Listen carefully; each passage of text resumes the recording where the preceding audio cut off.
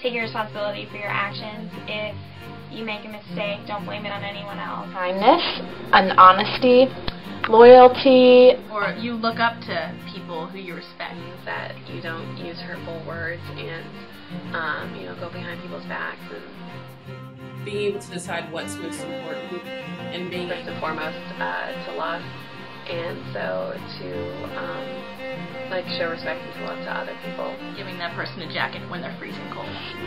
Humility and compassion.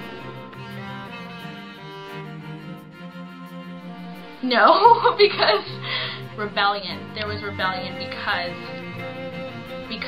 it was so ingrained in our system that you had to do this. Every morning we'd have an assembly and they'd talk to us kind of like sermon, about what we should and shouldn't do, and it was kind of no middle ground, no gray area. Definitely grown and developed, and I feel like those values that were instilled in us in those moral education programs weren't the same for all people.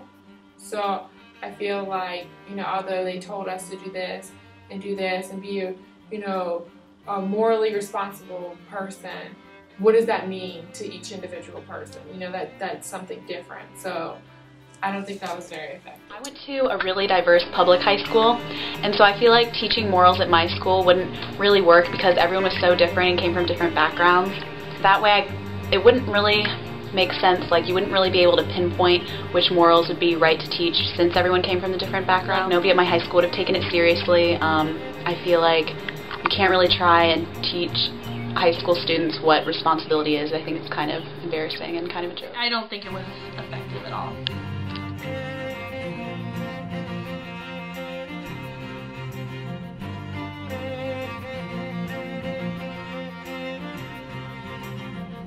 That taught me compassion was my grandma. Just by example. Their actions is followed by example. They're very honest people. They never lie to me.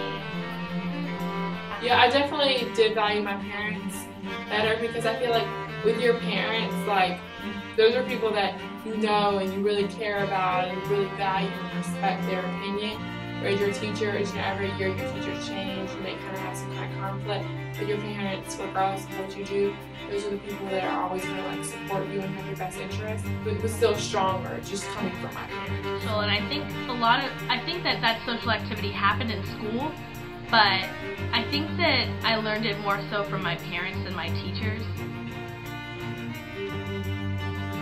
It did because if you, whatever it was, if you engaged in something even a little bit, you got in trouble for it. And so I think it makes people less likely to do bad things because they can't afford to be suspended, or Right after that, when you start getting into your in-school suspension, out-of-school suspension, into the 5 days and the 10-day suspension, and even the possibility of being expelled, that did decrease the activity.